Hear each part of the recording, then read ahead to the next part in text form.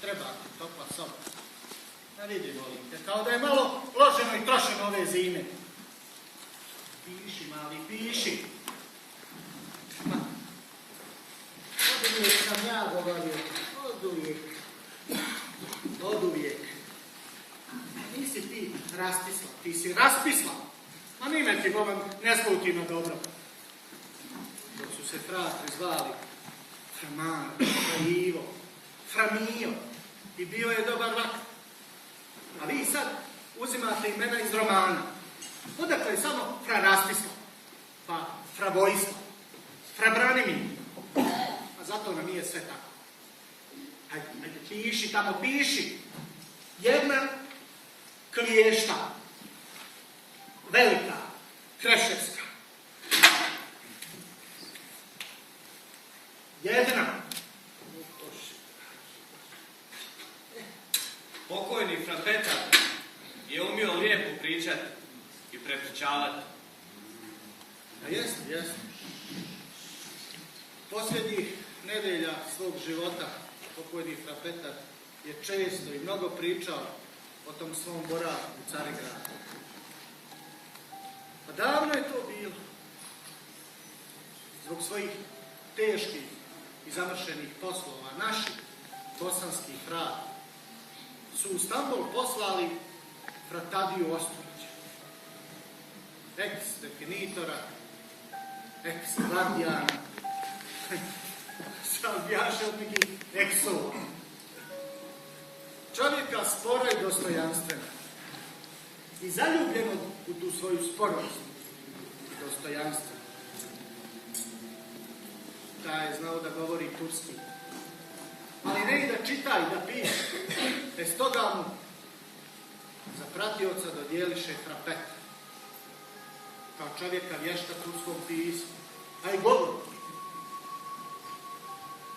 Nepunih godinu dana su ostali tamo. Sve potrošili.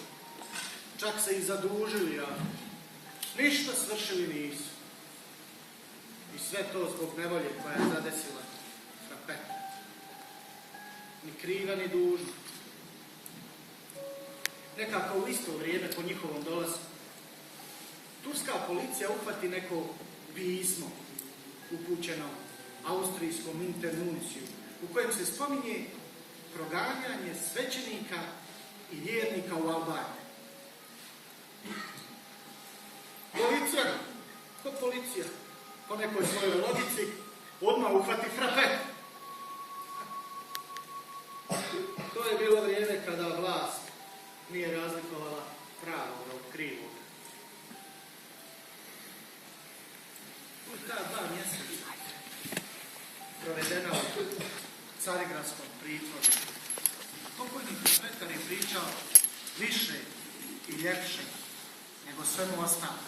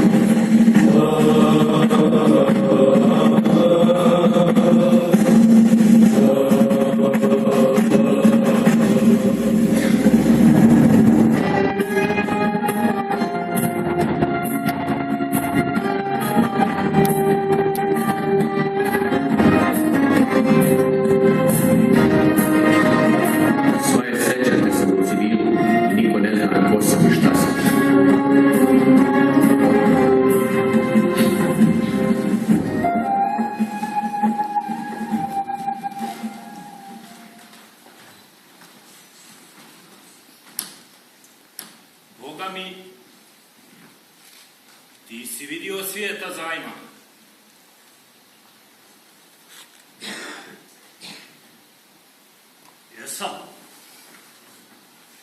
Jesam.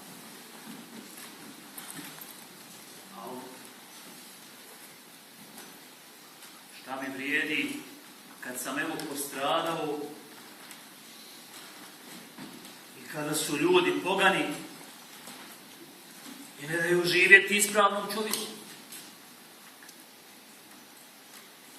A mnoga sam mjesta prošao.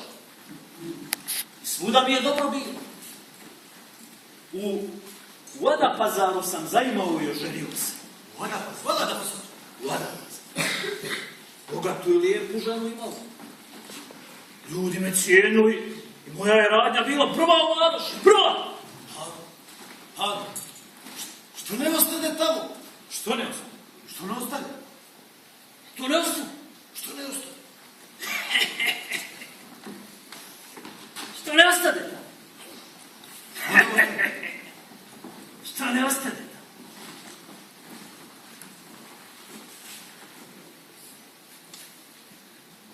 Đavo me nagovori te uze još jednu ženu. Još jednu ženu. I od toga dana sve krenu novo. Jest me zadovoljila prvih dana. To moram priznati. Ali čud što ima. Ajde što se zabavila s mojom prvom ženom i u kući mi napravila pakav. Nego zađu po Varoši, pa što ono kažu, u jednoj ruci slama, a u drugoj vatra. Gdje god dođe, tu omrazu i svađu stvar. Dva bi oka u glavi, što kažu, zabavljaju. Braća moje prve žene pođoše me proganjati, a ja uzmem ono robe i alata, prodam bud zašto i krenem u svijet. Šteta, brate. Moj Bježanović, što ti nisi najurio tog svog otrova, nego ti bježiš pored tolikog svog dobra. Najurio! Ma najurio! Najurio! Ma najurio, Biranju. Jer ne znaš ti kakva je to žena bila.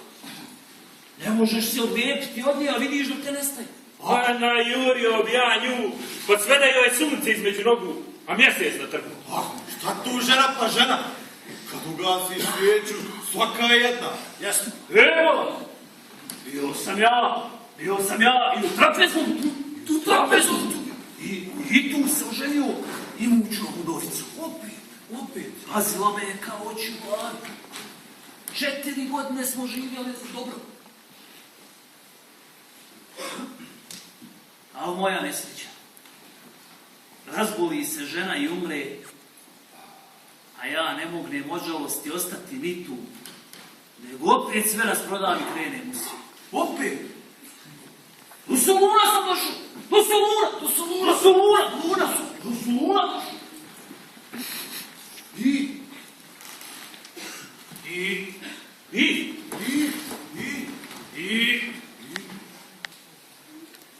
I tu se oženio. Pa zar opet u Solunu? 4 zanata ja znam i 11 puta sam se oženio. Pošto bi! Izvaraše me čivlja. Njena rodina. Danas da naplatim, samo pola što mi duguju. Bio bi bogat čovjek. I u Egiptu su dobre žene. Jesu. Imao sam ja ženu Misir. Misir!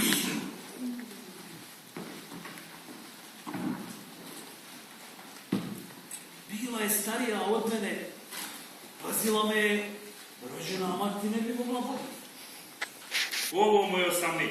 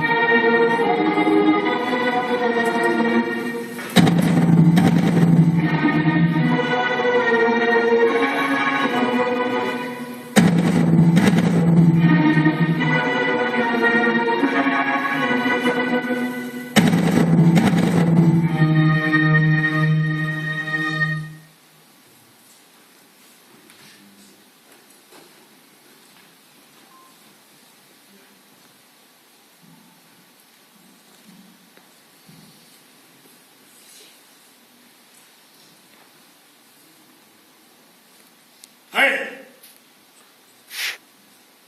Ti još ovdje šmala. Nego dede, kakva je no bilo? Nisam kriv. Ja sam obični trgovac. Kriv i dužan nisam Latvaga. Ni kriv ni dužan nisi. Kud mi to sad reći ću? Da si rekao da si kriv. Još sam mogu da te pustim. Krivih ovdje ima mnogo. Svi su krivi. Ali nam baš jedan nevin treba. I zato te ne mogu pustiti.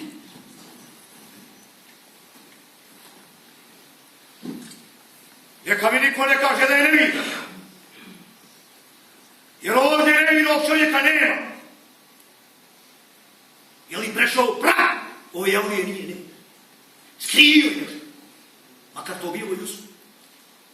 Ako ništa drugo, majka mu je kad ga je nosila pomislila na Čorđa.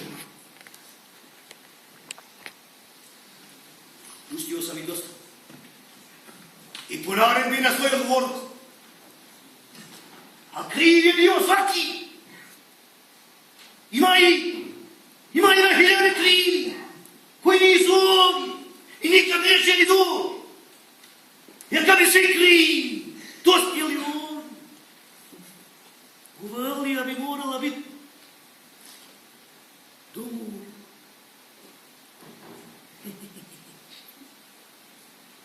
Daj! Ti još ovdje smrdiš. Kao da nema dosta smrada bez tebe. Kupi svoje prnje i gubi se. Još sjedi! Kupi svoje stvari jer ću narediti da te prebiju ko mačku. Još si na kapi!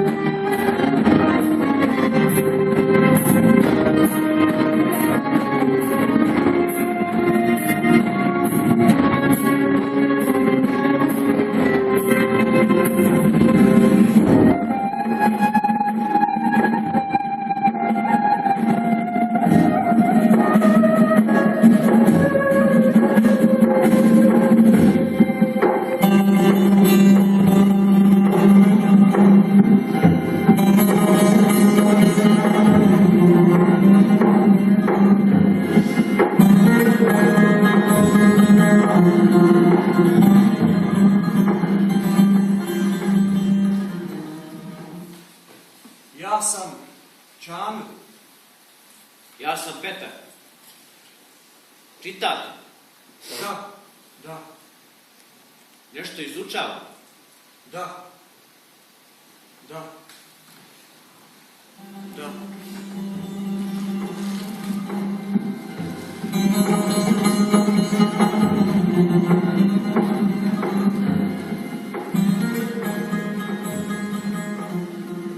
Više bi pas volio 100 običnih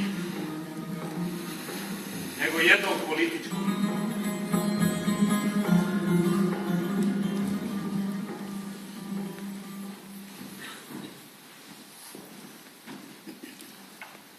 Prostite, to prekidam, ali ne bih htio da smetam. Ali jednostavno ne mogu izdržati među bezobraznicima. Prisiljen sam tražiti mir i bolje ljudi. Jem čovjeka opljačkaju, jem ga optuže i zatvore. Milac, otkud mi spadamo ovdje sa ovim Ološom, a? Ja se pitam, zar je ovakav čovjek za ovog Vi ga poznajete? Džamil Efendi, kako da ne? Prostite, vas ne poznajem na to. Našli smo se, ali vidim da se čovjek od reda i časti. A meni je to... Njega da, ali vas ne. Zna ga cijela Smirna. Džamil je čovjek miješane krvi. Od oca Turčina i majke Grke. Majka mu je bila čuvena grčka ljepotica. Imali su jedno dijete žensko. Kad je djevojčici bilo 8 godina, Grk je naprasno umro. Njegova rodbina je htjela prevariti mladu udovicu i zakinuti što više imetka. Odlazeći do Atene da riješi taj problem, na brodu je umrla i kćer. Mladu udovicu su prosili mnogi Grci, ali ona je odbijala sve rede. Tek nakon nekoliko godina udala se za uglednog i bogatog Turčina. Taj brak, i pored svih kletvi grčkih žena i popova, ne samo da je bio srećan, nego i uspješan. U 2 godine rodilo im se 2 djece. Prvo kćerka, pa sin. Kćerka je bila slaba i umrla je od nepoznate bolesti. Majka koja se nije oporavila u smrti prve kćerke, pala je u tešku i neizlječivu melanholiju. Topila se i sušila. Smrt joj je došla kao izbavljenje. Dječak po imenu Džamil je bio lijep i pametan.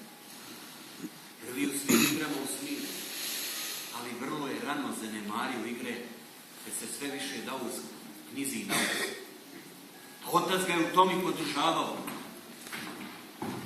Siđe, Antiš! Siđe! Dobrani! Jedne je cime Uković Džamilov otac.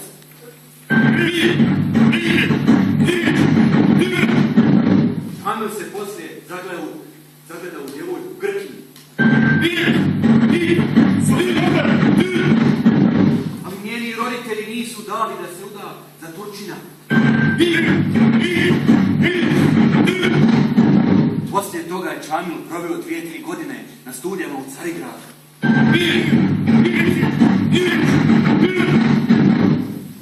I od lanjske godine su mu knjige udarile u glavu.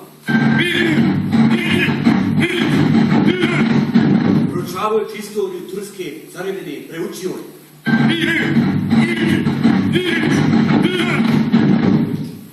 Počeo je da vjeruje da je on u stvari neki nesluđeni Džem Sultan.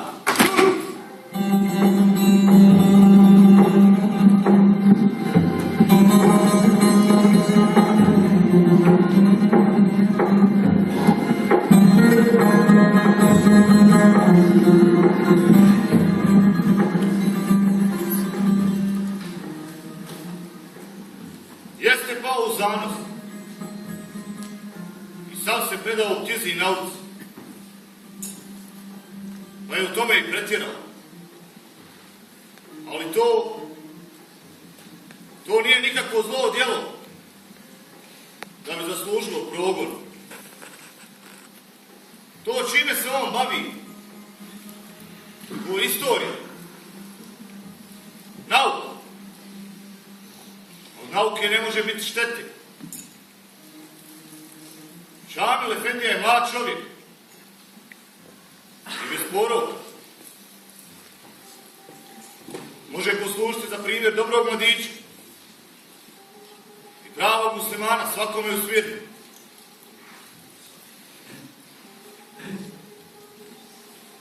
Neću ja, Efendio, da lupam glavu o to.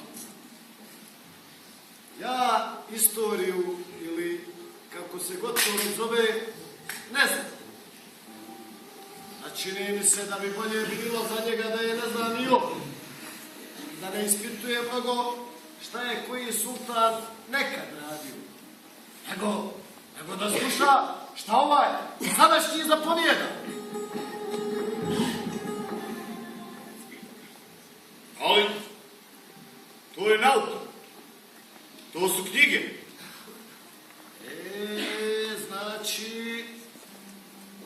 valjaju mu knjige. Vidi ti njega, kud je on zašao. Džem sultan, otimanje u prijesto. Riječ je pala, a kad riječ jednom pođe, ona se više ne zaustavlja, nego ide dalje, raste i mijenja se. Nisam ja svemu ovom povodu, nego on, a nek on onda i odgovara. Ama, iznesu često za čovjeka i ono što nije.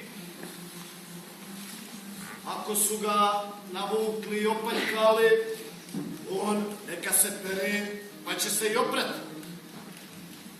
Ja niti čitam knjige, niti hoću misliti za drugo. Ja znam samo jedno. Red i zakon. U mom vilajetu svako treba da pazi i šta radi i šta govori. Ja mislim, Valio, da svi mi branimo red i zakon. Da, red i zakon. A čija glava strši iznad toga, srubit će carske mi službe, pa nemam jedinca sina. I kao da si zaboravio, Efendio, da ovaj naš sultan ima brata koji drži kao maloumnog u zatočenju. Baš ovih dana sam dobio pismo iz Carigrada, kome me upozoravaju, malo bolje pripazim na sve te Smutljivce i Prevrtljakovće koji nepozvani pretreze po državnom poslovima. To je moglo i ovdje u Smirni da se raščisti. A ne, Efendio. O carevima i carskim poslovima je govorio, pa nek na carskom pragu i odgovara. Eno mu Stambol, a nek tamo objašnjava i šta je sve pročito i šta je sve govorio. Neka oni lupaju glavu o to. A ako je prav, nema se šta bojati.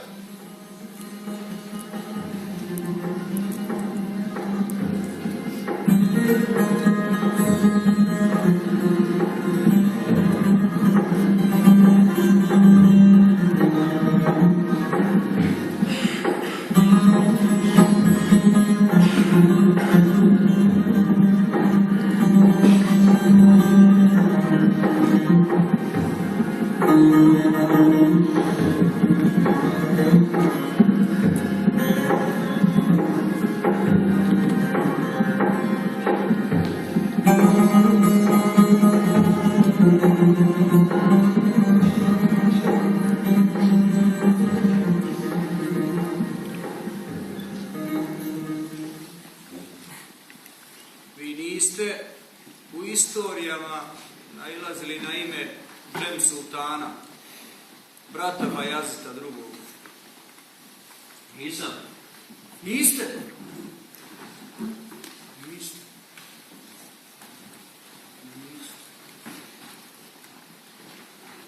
Od kako je svijeta i vijeka postoje i neprestano se ponovno rađaju i obnavljaju u svijetu. Dva brata, suparnika. Jedan od njih je stariji, mudriji, jači i bliži svemu. A drugi je njegova sušta suprotnost. Čovjek kratkog vijeka, zle sreće i pogrešnog prvog koraka. I on u sukobu sa starijim bratom, a sukob je neminovan, gubi unaprijed bitku. Ja, ljudi! Sultan Bajazid drugi! Osvajač! Ovo je moj brat! Džem sultan!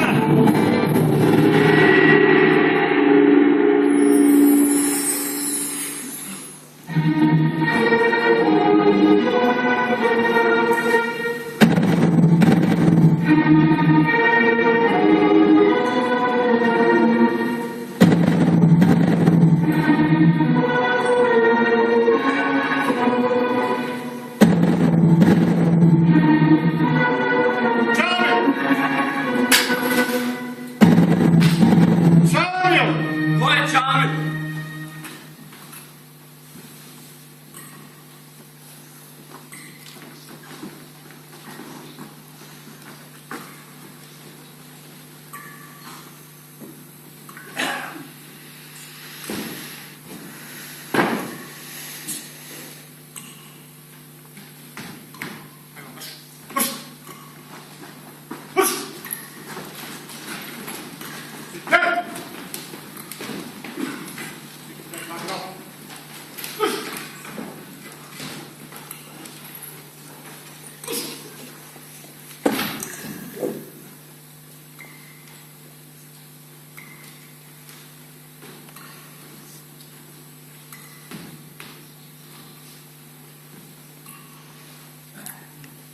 Potrebno je, Čamil Efendija, da nam najposlije kažete za koga ste sakupljali podatke o Džem Sultanu i za koga i po čijoj naredbi ste do u sitnice razrađivali plan o buni protiv zakonitog sultana. Za koga? Da, za koga?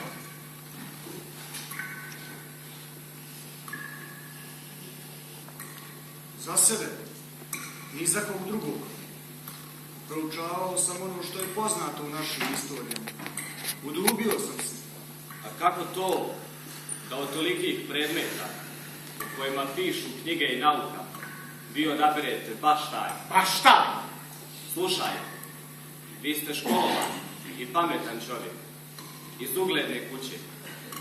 Vidite i sami da ste se u nezgodnu stvar upleli ili vas je netko upleo. Vi znate da i danas, kao i onda, na prijestolju sjedi sultan i halifa i da to nije dobar predmet ni za razmišljanje, a kamoli za pisanje, pričanje i razgovore. Vi znate da riječ, nikada je u najdubljoj šumi izgovorena, ne ostaje na mjestu. A kamoli kada se napiše ili nekom drugom kaže, nego recite vi nama sve po redu. Biće bolje za vas, a lakše za nas.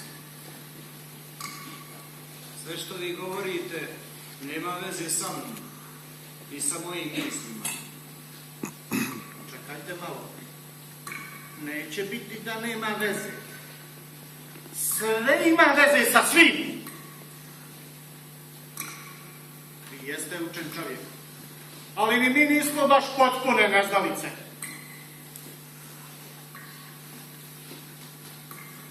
Ne preduzima se toliki posao uzalud, niti bez nekog cilja.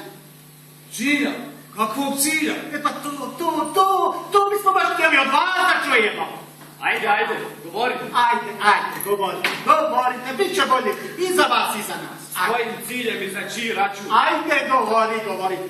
Ko je Džem Sultan? Ja sam tu. Ja sam Džem Sultan. A tako znači. A tako, ja.